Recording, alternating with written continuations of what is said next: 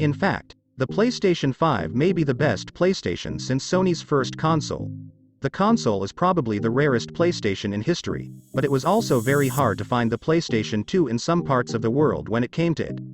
Although the PlayStation 5 is hard to come by these days, this console has had a very good sale. According to some, the PlayStation 5 is Sony's best console after the PlayStation 1 and better than the PlayStation 2, PlayStation 3 and PlayStation 4. There are many reasons for this conviction, but in essence, it all relates to Sony's origins and the unique footprint that this Japanese company has put on the technology and design of this console. PlayStation 1 was released in Japan on December 3, 1994, and entered North America and Europe 9 months later. The console featured a 32-bit processor, 2 MB of RAM and 1 MB of VRAM, which is considered a small number by today's standards, but in its time in mid-1990s, it literally took into account revolutionary specifications. The console offered a significant change by leaving behind the 16-bit Mario and Sonic era and launching a new graphics standard. The PlayStation 1 came with a demo disc that showcased its 3D power, allowing you to see a dinosaur walking around and move the camera around to see it in its full polygonal glory. The dinosaur that appeared via Astro's Playroom on the PlayStation 5 also. Later, games such as Tekken 3, Gran Turismo and Final Fantasy VIII surprised 90s gamers with their realism and depth, while Lara Croft captivated an entire generation.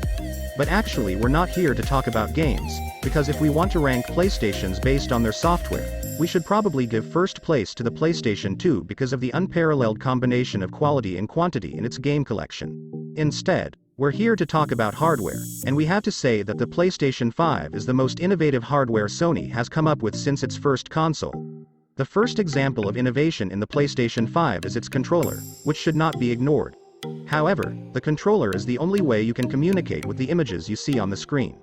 The PlayStation 2 console had a Rumble Tech controller, a system for creating vibrate in the controller, which was also available on the PlayStation 1. The PlayStation 3 controller added 6-axis and was wireless. The PlayStation 4 controller experienced improvements, but it also showed a gradual improvement in the DNA of the first DualShock built in 1997. DualSense, or the evolution of the PlayStation 5 from DualShock, with its new features such as haptic feedback and adaptive triggers, represents a real innovation. The details and variety of feedback through DualSense are really interesting. As you can now at Gran Turismo 7, you can use this controller to feel the weight of the cars, the distribution of balance and texture of different levels of the road through your hands. Astro's Playroom is an outstanding demo to demonstrate DualSense abilities that allow you to feel raindrops on Astro's head, dip his feet in mud or polish steel as you roll on it. In fact, this controller tricks you by using an interesting trick. For example, when Astrobot jumps from a flat surface to a surface of steel, you can feel this surface change completely, which is not only due to the intensity of the vibration, but also in the sound that the controller emits. This sound and vibration deceive the brain in a way that understands the touching sense of a steel surface. Audio improvements are also a big part of the PlayStation 5's charms. The sound on this console is superior to the previous generation of PlayStation 4 through TV speakers or headsets, not only with greater dynamic range and more inclusive sound composition, but also with new ideas such as 3D sound than its previous generation, the PlayStation 4. Of course, given that Sony is the company that built Walkman and to date produces acclaimed sound systems and headphones, these changes were expected much earlier. The PlayStation 1 helped Sony reach its peak. There was a time in the 1990s and early 2000s when Sony seemed to be the world's most attractive brand. From its Trinitron TVs with fully flat screens to G-Shock CD players and innovations such as Minidisc and Aibo Robotic Dog, Sony was known for its creative yet interesting approach to design and technical innovation.